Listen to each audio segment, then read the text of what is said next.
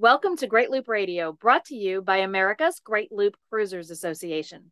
We're dedicated to sharing Great Loop information and inspiration with those actively cruising, planning for, or dreaming about a Great Loop adventure. I'm Kim Russo. I'm the director of AGLCA, and today we have a little bit of a different topic as loopers are headed into the river system. That 19.7-foot bridge, it is the lowest fixed bridge on the Great Loop that has no alternate route to get around. So if you're going to do the entire Great Loop, you have to go under this 19.7-foot bridge. So it's certainly a restriction for loopers and the boats that they choose. And our guest today is Patrick Hines. He has done a lot of research on that bridge to try and figure out why its status is such, and that it is kind of, a limiting factor for boats that can do the Great Loop. So we'll jump into that topic in just a moment.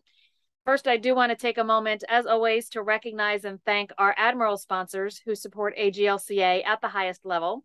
They are Curtis Stokes and Associates, Passage Maker Trawler Fest, Skipper Bob Publications, and Waterway Guide Media. As always, we encourage our listeners and viewers to support these businesses that support the Great Loop. So I'd like to go ahead and officially welcome Patrick Hines to Great Loop Radio. Patrick, thanks for joining me today. Thank you, Kim, and thanks for having me on the podcast. Really appreciate it.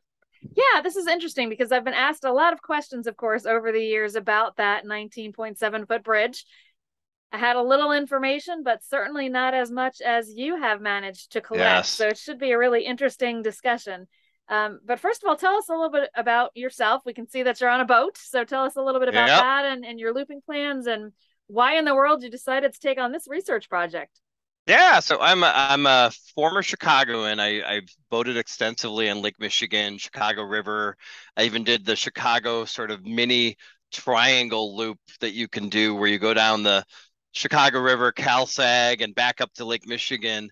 And then about 11 years ago, I was transferred out to Los Angeles. And so I'm actually on a boat in Marina del Rey, California right now, just north of LAX airport.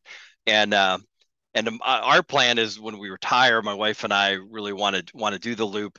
I think probably everything we faced on the Pacific Ocean, heading out from Marina del Rey to Santa Catalina Island, with all the rough waves in the oceans, probably prepared us for probably anything the loop can throw at us. And so, definitely interested in doing that when I reach retirement for work in about nine years from now. So yeah, excellent.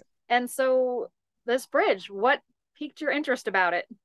Yeah, so it's interesting. Again, I've always been fascinated by the bridges in Chicago and by their the architecture, particularly the moving bridges.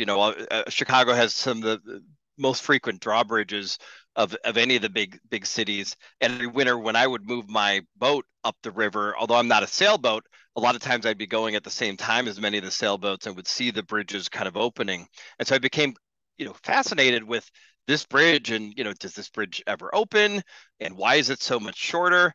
And so I kind of went into a research mode and looked into a lot of kind of aspects of the bridge and why did it ever open?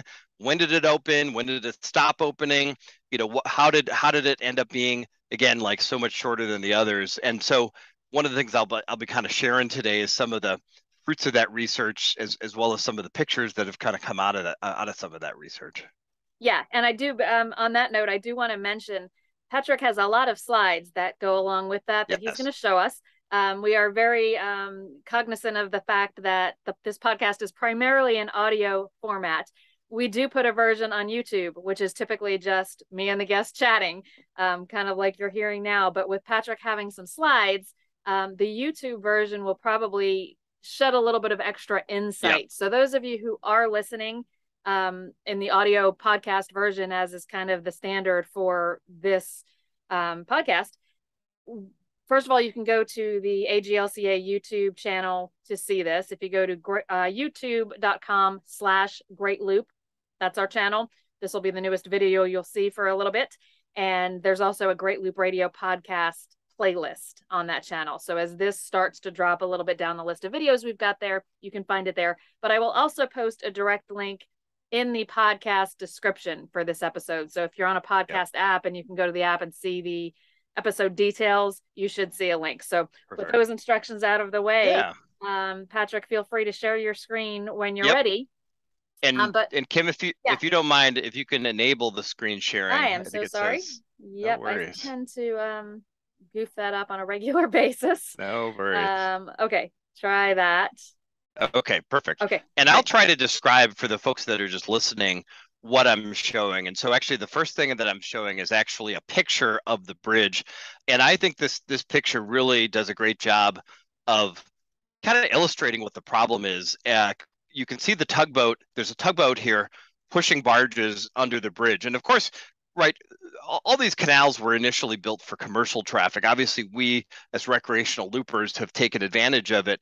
But here's a tug that, because of its height, it actually made it all the way from, it could make it all the way from Mobile, Alabama or New Orleans all the way up until this bridge, and you could see it's significantly taller than what will make it through the bridge. And so this actually illustrates the problem, you know, quite a bit in that it's a barrier not only for recreational traffic, you know, but also for, you know, for any commercial traffic as well, because oftentimes even to get barges under this bridge, they have to have, there's actually some ballast companies that specialize in coming, loading up the barges with ballast so they can go lower in the water just so that they can clear the bridge.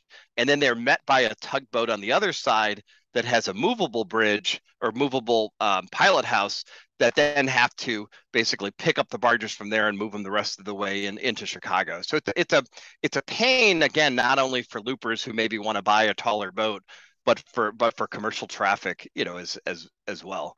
Yeah.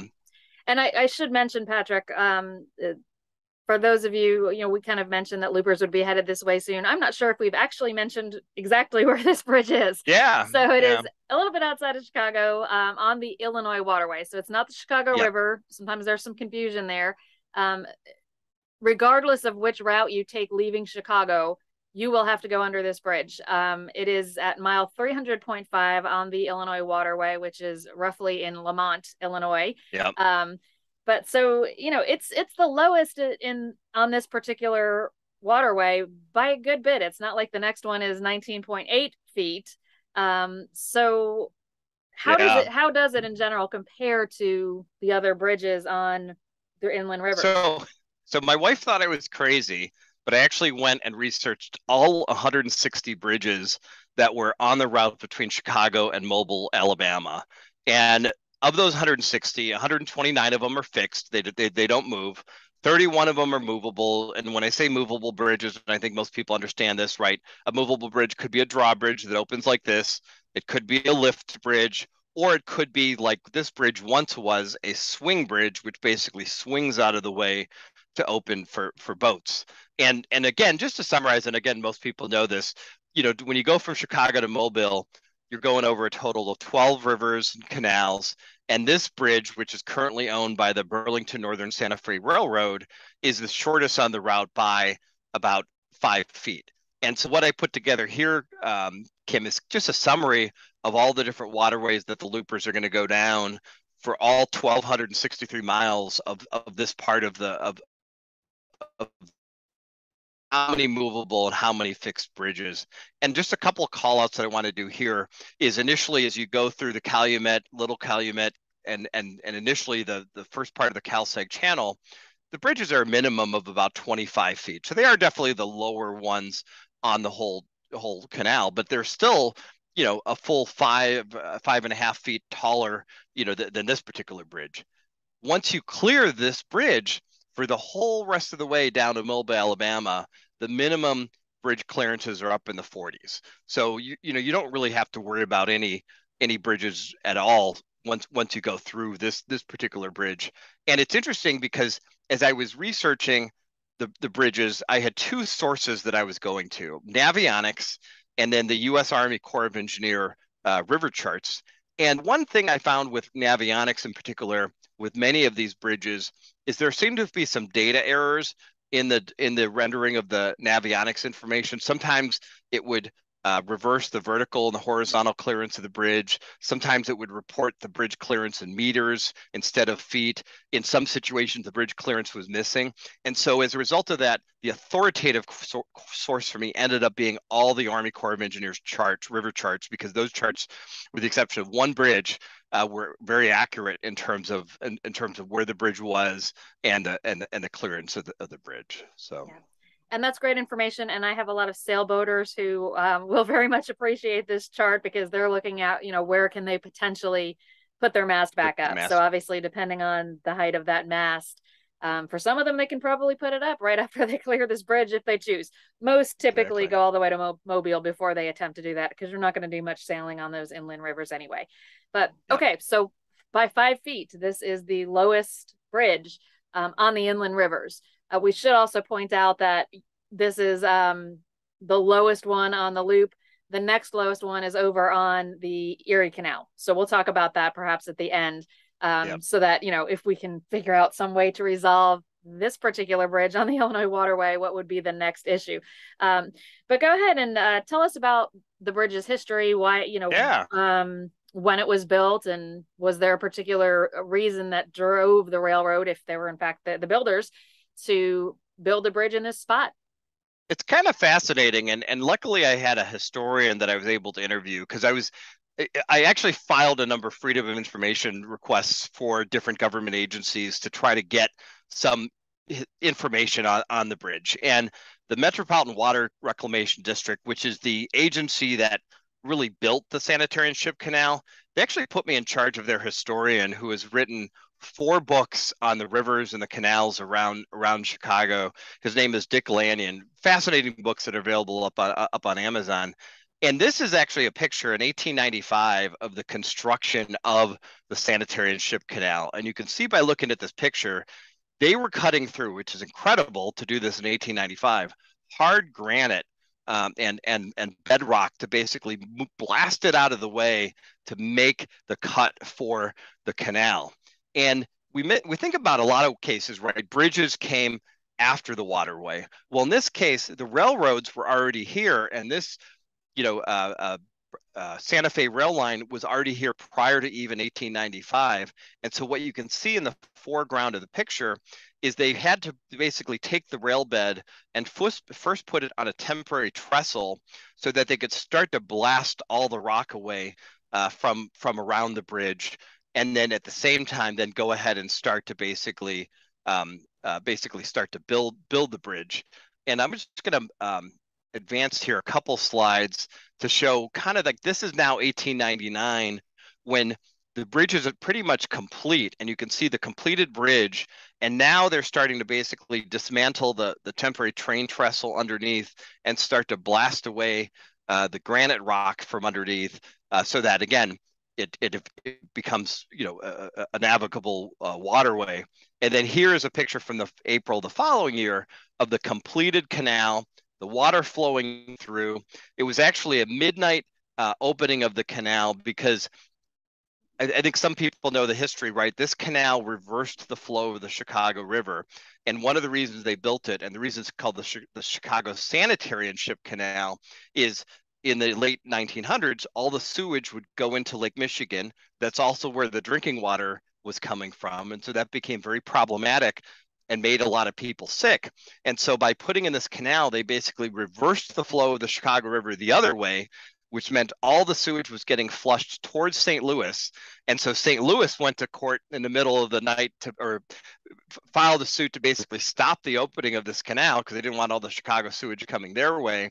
And so Chicago then decided to open the canal in the middle of the night to try to beat the lawsuit or the court decision, I suppose, to open things. So maybe that explains the whole Chicago Cubs St. Louis rivalry that still happens to this day. Mm-hmm. Interesting. So really fascinating history, and the idea that the bridge was built and finished before any boats ever came through. Of course, boats were typically smaller back then, so they probably thought they were building it plenty high. But you did find some evidence that it was designed to be a swing bridge. But you also found evidence that when it opened, it was not able to swing. So Tell us about that. Yeah, so it's interesting. So I'm going to pop up here, and this is them in September of 1898, basically starting to lay the foundation for the bridge. And the foundation was laid like directly on to the bedrock, and you can see them clearing out so that they had a flat place to basically build the foundation. Now here's a picture of December, and these are rollers that they're basically placing for the bridge. Well, why would you put rollers on a fixed bridge? Well, you put it so that the bridge would have the ability to eventually pivot and open all the way. And these rollers would allow the mechanism of the bridge to basically roll the bridge around this particular pivot so that it could open for boat traffic. But what I found, even though that this was actually placed there, when we look at this picture from 1910, which is after the Santa Fe Railway had put dual tracks into the bridge, one thing you would expect to see in this picture, if in 1910 the bridge was able to be opened, would be a split in the rails. And as you can see, if you look at this photograph here, the rails are basically continuous as they go onto the bridge bed, you know, from the shore. And so clearly in 1910, although the bridge was built with rollers to have a future capability of opening, it didn't actually open at the time. So it was almost like they future-proofed the bridge, but they didn't actually bring it all the way to actually install the motors and the mechanism and so forth to enable the bridge to open. Now, I found a little further evidence because next door to this bridge was a street bridge for Stephen Street for the town of Lamont, because you mentioned at the beginning, right, this bridge is located in Lamont. And so this was a construction photo of the bridge for Stephen Street, which was right next door to it. And again, it was initially built without without any machinery. But in 1936, at the height of the Great Depression, they basically installed the motors, the gates. They put an ad in the paper to try to hire bridge tenders so that they could have this bridge in Lamont be able to open. Almost, in the Great Depression, there were a lot of efforts to put people back to work and do construction projects and hire them. Mm-hmm. But it was observed in the Lamont Herald that even though they did all this effort to make this bridge openable or able to be open, now, less than 50 yards away, you have this rail bridge that doesn't open. And so it's almost like a little bit of a boondoggle, the fact that they made this other bridge to be able to be open just to now all of a sudden hit this wall, at the very next bridge. So it's interesting because even in 1936, then there was references to, the bridge looked like it was built to be able to be opened, but they didn't actually follow through with the opening machinery. Right, which is really fascinating, especially when they're going to that effort in a bridge that is so close to it. I have always heard that it is a railroad bridge that used to open, but no longer does. And in our pre-interview, you said that actually is true. They did at some point make the bridge so that it could swing. So tell us about that. Yeah. So let me just, here we go. I'm gonna fast forward. So then now you have 1941, the Japanese attack on Pearl Harbor, and the United States enters World War II. So with the U.S. entering World War II, German U-boats started patrolling the Atlantic coast and were devastating American shipping. They were sinking merchant ships, they were sinking, cargo ships and other ships. And it became a desperate situation where the U.S. had to replenish all of these ships that were being sunk by the German U-boats. So the solution was to basically take all these Great Lakes shipyards that traditionally had only built boats that would sail in the Great Lakes and started building warships, submarines, and other ships that could be used in World War II. The problem was, right, the St. Lawrence Seaway was not yet built, and I think as you observed earlier, Kim, the Erie Canal itself has some challenges with clearance and the size of the locks and everything else. And so the solution was to be able to start to build these warships up in Wisconsin and other areas of the Great Lakes, and then to be able to move them through the Chicago River system and the Illinois River system all the way down to New Orleans so that they could help with the Allied war effort. And so I found in my kind of newspaper research in 1942, 1943, there were all sorts of references to the Navy paying to make all of the bridges on the Sanitary and Ship Canal, as well as the South Branch of the Chicago River, being able to make them open. And so the Navy paid for the conversion. They basically manned these bridges, and there's even references to this specific this specific bridge to a crew working on the bridge in summer of 1942, installing the motors and the machinery so that this specific bridge could start to open for warships that were being built in the Great Lakes and being moved down to New Orleans. And there's a really cool picture I have here, and this is actually in one of the locks. So this is in Lockport, and believe it or not, that is a submarine that they built, and they put it into a floating dry dock because the water draft on the Illinois waterway, as many loopers know, is really only 9 feet in that area. Submarines require a larger amount of draft, and so they had to basically put this sub into a floating dry dock to be able to move it through the waterway. They ultimately built 28 Gato-class submarines up in Manitowoc, Wisconsin. It employed 7,000 workers during World War II. Again, the subs at a 15-foot draft, which is why they had to be put in the cradle. These submarines ended up sinking a total of 132 Japanese ships during World War II. 25 of them saw action, and then 4 of them ended up being lost at sea. And actually 2 of the wrecks of those 4 lost submarines ended up being discovered in the last 10 or 15 years because it was always a mystery of exactly where they were sunk. But anyway, a fascinating kind of chapter of war, and how that waterway that the loopers are using now was really a critical artery for the war effort, during World War II. Yeah, Patrick, definitely a unique part of history that a lot of people don't realize, that submarines were actually built in Wisconsin. We are actually sitting in Charlevoix, but headed over to the Wisconsin side of Lake Michigan, and should be in Manitowoc within the next week or so. So I'm excited to see the museum that they have there to that effort. Let's take a quick break and play a message from one of our sponsors. When we come back, we'll talk a little bit about, perhaps when did it stop swinging, and some other interesting history about the bridge, and we'll finish up with where it stands today. So we'll be back in a moment. Prop Talk is an Annapolis-based company founded in the summer of 2005 by active Chesapeake Bay boaters. The company produces Prop Talk Magazine, a monthly newsprint magazine focused on Chesapeake Bay power boating and the lifestyle surrounding boating on the bay. Every issue of Prop Talk is distributed at more than 850 carefully chosen and closely monitored locations throughout the Mid-Atlantic. Prop Talk's coverage goes deep rather than wide, and the magazine celebrates the people, places, boats, personalities, and events that make the Chesapeake one of the world's premier boating grounds. Thanks for reading and supporting the Chesapeake Bay's boating magazine. We're back on Great Loop Radio. My guest today is Patrick Hines. Patrick has done an amazing job at researching the history all the way up to the present day of the lowest fixed bridge on the Great Loop route. It is outside of Chicago on the Illinois waterway.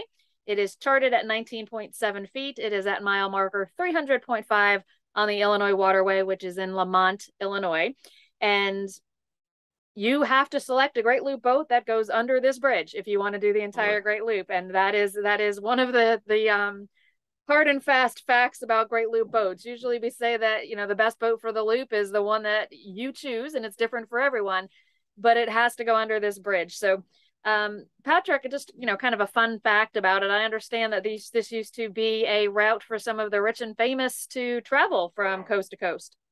Yeah, absolutely. And I'll, and real quick to answer the question of how long the bridge was opening. So 1948, it was still opening, and by 1951, believe it or not, in 52, there were a couple huge surplus warships making their way up from New Orleans through Chicago.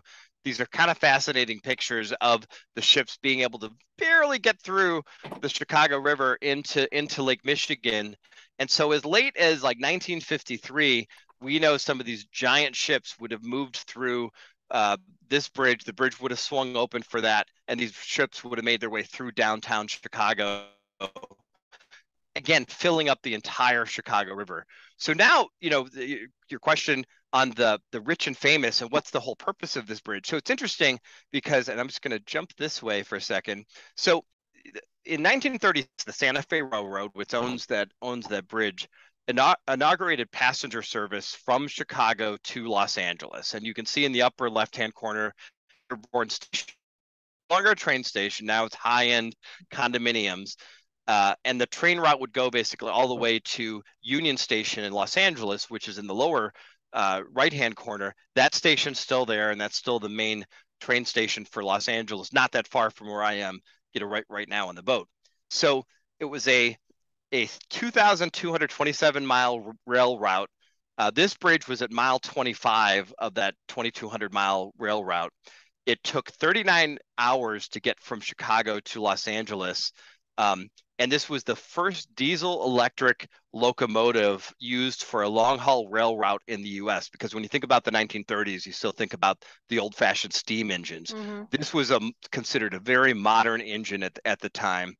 And in 1971, when Amtrak took over passenger service, they basically moved the passenger service from Dearborn Station to Union Station, which means that passenger trains no longer go through this bridge. But the really interesting thing is if you think back prior to air travel, rail travel was the way that most folks got across the country. And if you think about all the Hollywood stars back in the day, this was considered luxury train. So it had all Pullman cars, gourmet food. It could reach 100 miles per hour on the trip. And so anybody who was famous going from Los Angeles to New York would basically take the train to Chicago, spend the night in Chicago, get on a different train going the rest of the way to New York.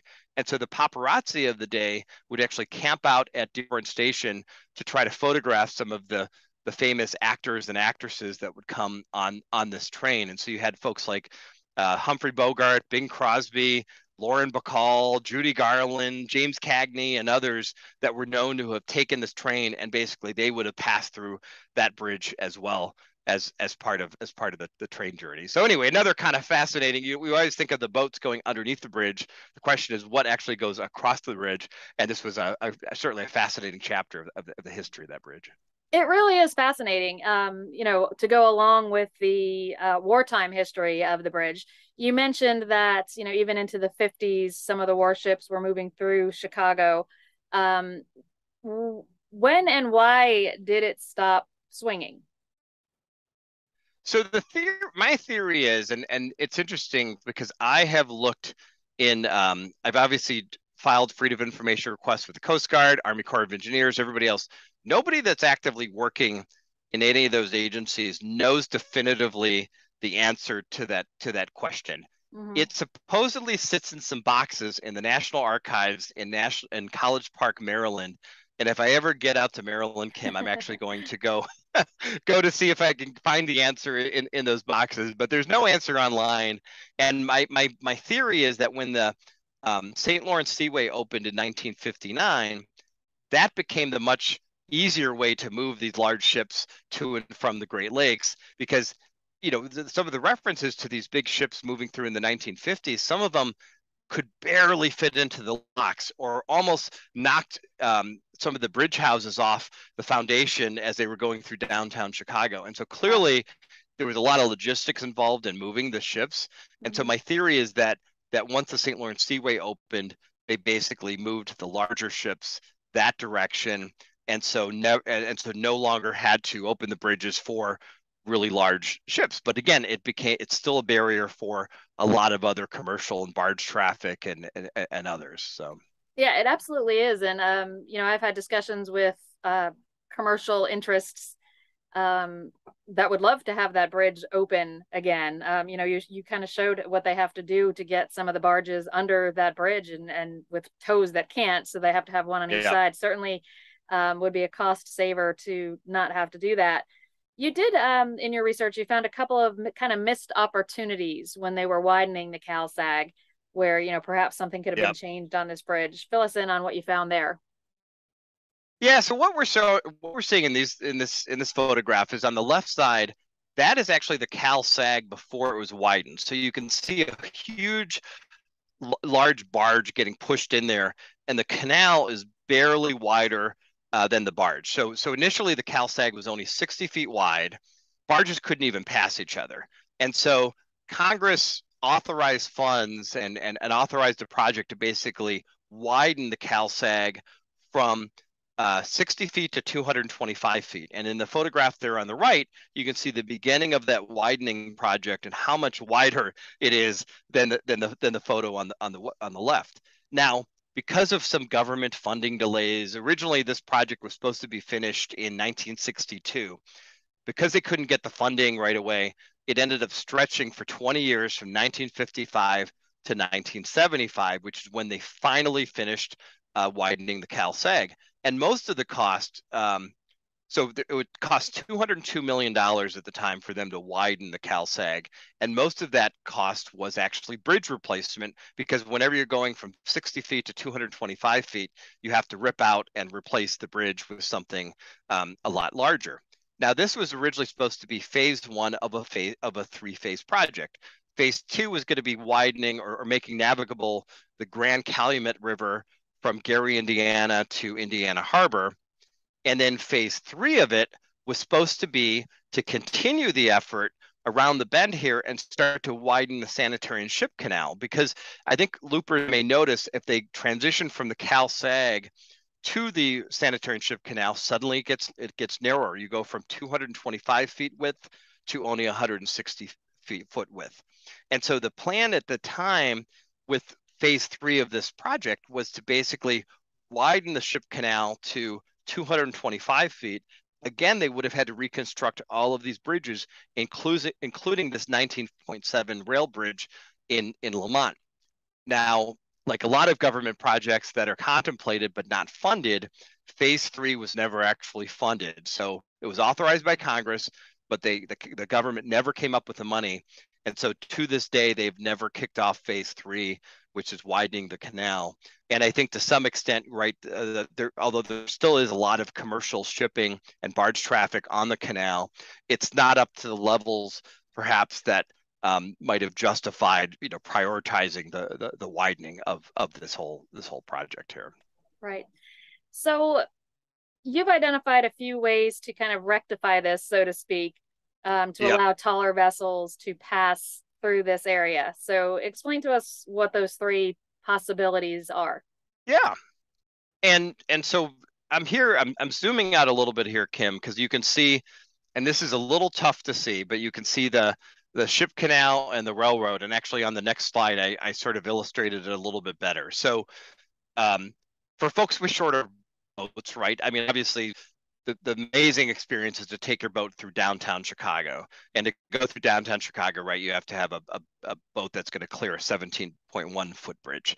For folks with a little bit taller boats, obviously you're going to go through the CalSag. And you can see on this chart where I've added in the arrows is from this bridge, which I've shown in red there, through Calumet Harbor. The rest of the bridges are almost 25 feet high. Once you get past this bridge, right, all the way down to Mobile, Alabama, you're 42 feet high. And so this bridge definitely is an impediment and a lot shorter than all of the others. And to think that you could go over 1,200 miles, with 42-foot clearance all the way to that bridge and then reach that bridge with the choke point, is again, I'm sure very frustrating for folks, and again, commercial as well as recreational boats. So to answer your question, where do we go from here? There really are four options, right? And these are actually all pictures that are kind of along the route of the loop. First option is, could you remove the bridge?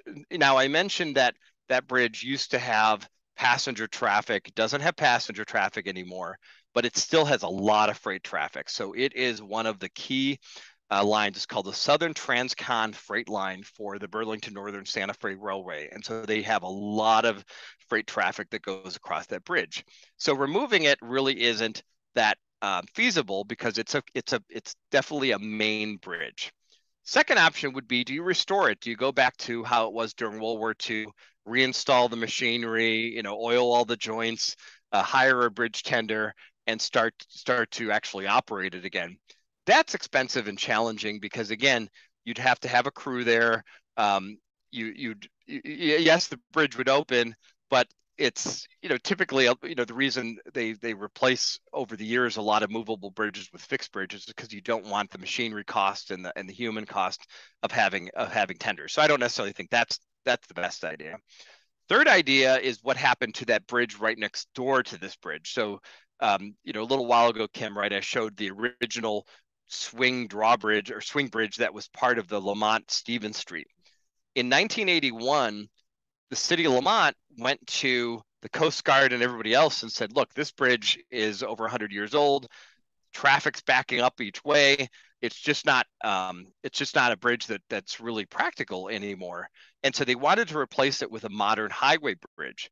The Coast Guard said to them, you cannot replace it with another, 19.7 foot bridge.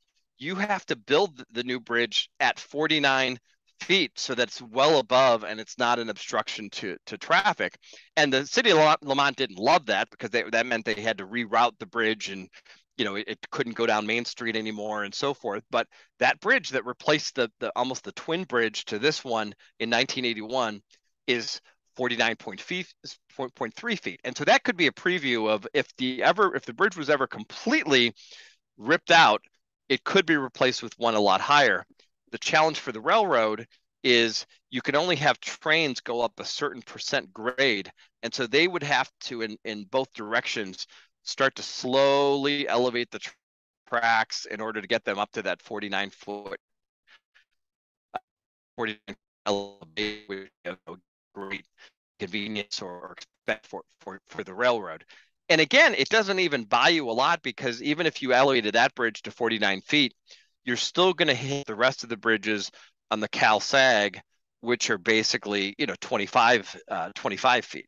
So what I think, this is just my own personal opinion, could you control the bridge? And the screenshot I have here in the below, and I think many of you may have seen this YouTube channel. There's a famous bridge in North Carolina that's only 11 feet 8 inches tall.